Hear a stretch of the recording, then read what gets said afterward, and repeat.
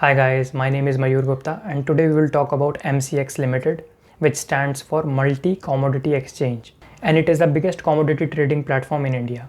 Now some of you were asking in the comment section that please make a video on any mid-cap stock. Now here it is. Mcx has a market capitalization of around 8,000 crores.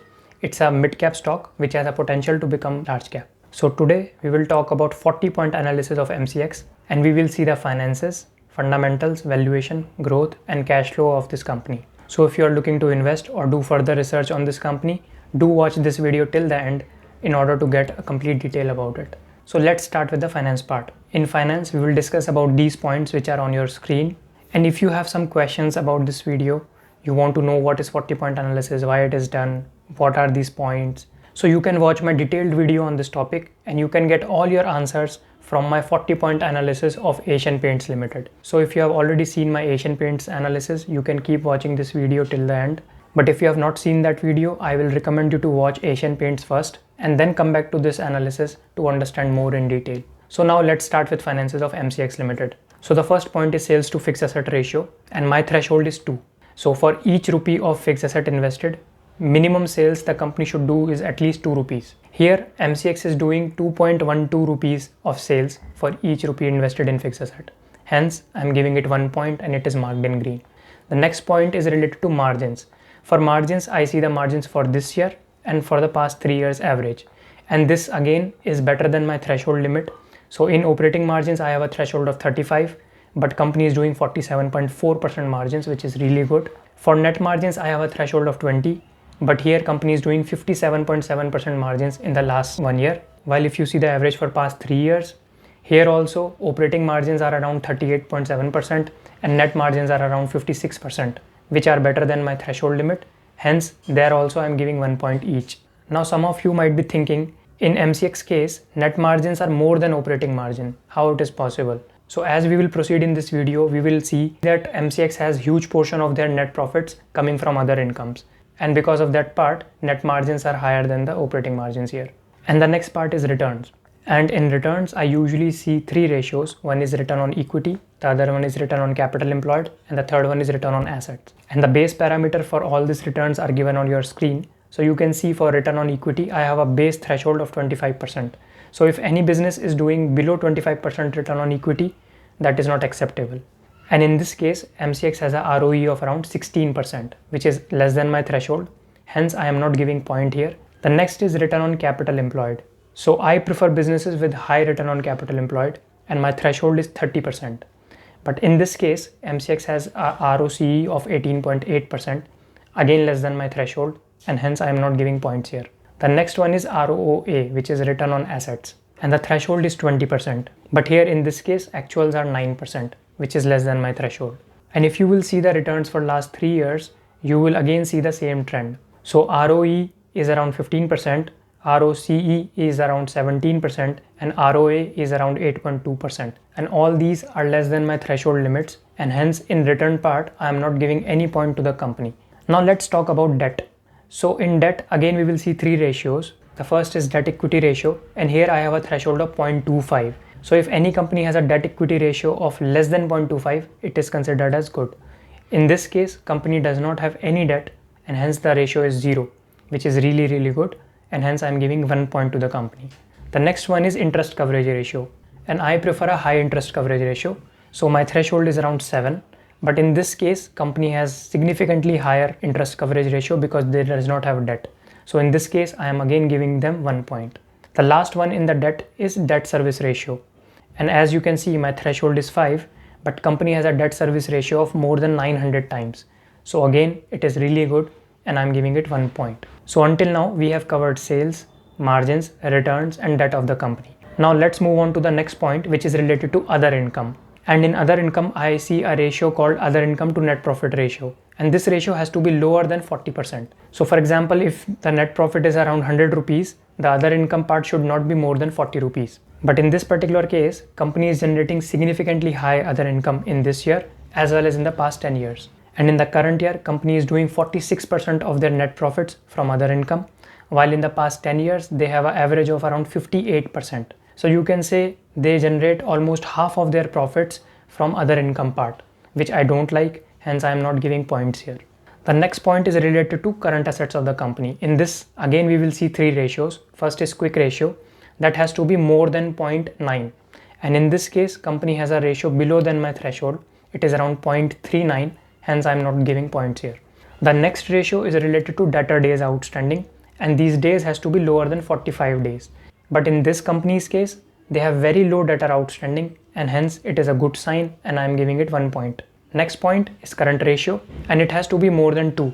But in this case, it is lower than 2, and hence I am not giving points here. And the last point in financials is dividend, and I prefer dividend more than 4%. But in this case, it is lower than 4%, and hence I am not giving points here. So overall, if you will see, we have discussed 20 points in financials, and company has got 9 points in this, which is okay because it is around 45% of the total points. But I have checked this company on a total of 32 different points in finance, and on a total of 32 points, company has got only 13 points. And the last point is Piotrowski score. So if you are wondering what is Piotrowski score, I have covered that in my video on Asian Paints, and you can click on the link above and you will get an explanation in detail. But if you just want to know in short, so there are total 9 points that we have to see in Piotrowski score. So if any company scored less than 6, it is not considered good. 6, 7 is okay, and 8 and 9 are considered best in financials. Here in this case, company has got a score of 6, which is okay. So that's it for financials. Now let's move on to the fundamental part. And in fundamental points, we will discuss a total of 12 points. The first point is related to pricing power. Do you think this company has pricing power? I think yes, they have pricing power, and hence I am giving it 1 point. The next point is high market share. Yes, they have very high market share. In fact, they have around 96% share in the commodity trading market, which is really high, and hence I am giving it 1 point. The next point is clean promoters. I have not read any bad news about the promoters of this company, hence I am giving it 1 point. The next point is essential commodity. I don't think this is essential commodity, and hence I am giving it 0 points. Next point, moat. Yes, company has moat. It is not easy to set up this kind of a business because of so many permissions required from the government and all. So I think yes, they have moat, and hence I'm giving it 1 point. The next point, safety of principal. Yes, I think it's comparatively safer to invest in this company, hence I'm giving it 1 point. Next point, promoter versus FII holding. So this company has got around 36% FII holdings in their books, which I don't like, hence I'm giving it 0 points. Next point, size advantage. Yes, they are big in size. In fact, with 96% market share, they are in dominant position, hence 1 point allotted. Next point, beta or risk. As I said, it has a very high market share and it's comparatively safer to invest in this company, hence 1 point allotted on beta. Next one, high brand recall. I don't specifically categorize MCX commodity trading platform as a brand, hence I am giving it 0 points here. Next one is management effectiveness, and to measure that you have to see the returns of this company, and because the returns were lower than my threshold, hence I am not giving points here. The next one is competitive advantage, and to measure competitive advantage you have to see the margins of this company, and because the margins of this company was really good, hence I am giving it 1 point here. So overall, if you will see, out of a total of 12 points that we discussed, company has got 8 points, which is really good, hence it is marked in green. Although apart from these 12 points, I have checked this company on a total of 32 fundamental points, and on a total of 32, company has got 21 points right, which is really good. And the next parameter is related to growth of this company, and in growth we will see 3 different ratios. The first one is Buffet $1 test, and if you are wondering what is Buffet $1 test, please check my Asian Paints video, there you will get your answers. So I usually prefer a ratio of 4. Means for every rupee retained by the company should at least add 4 rupees in the market capitalization. But here company is not doing that. For every rupee retained, they are only adding 1.4 rupees in the market cap, which I don't prefer, and hence I am not giving points here, and it is marked in red. The next point is sales growth in the past 10 years. So in 10 years, sales should grow at least 2.5 times. But here in this case, it has grown by 0.72 times. Means it has actually become less in the past 10 years. So if they were doing 100 rupees 10 years ago, they are now doing 72 rupees after 10 years, which is not good. Hence, I am not giving points here. And the next point is EPS growth in the past 10 years. And my threshold is 4. But here company is again growing it at a slower pace, which is around 0.8, and hence I am not giving points here. So out of total 3 points discussed for growth, company has not got any point. The next parameter is related to valuation of this company, and in valuation we will check 4 different ratios. The first one is price to sales ratio, and I prefer a base of 5, so price to sales ratio should be lower than 5 times. But here in this company it is more than 20 times, which is not good. Hence I am giving it 0. The next one is price to equity ratio, and it has to be lower than 20, but the actuals are around 36, which is more than my threshold, and hence I am not giving points. The next one is price to book multiplied by price to earning ratio, and this has to be lower than 50. But for MCX it is more than 200 times, which is really high, and hence I am not giving points. The last one is EV/EBITDA ratio, which has to be lower than 10.2, but in this case it is higher than 10.2, and hence I am not giving points. So out of a total of 4 valuation points, company has got a 0. So basically from this we can say company has good financials, they have great fundamentals, but it is not growing in the past 10 years, hence growth points are 0, and the valuation at the moment is really high. Hence out of a total of 4 points, I have not allotted any points to them.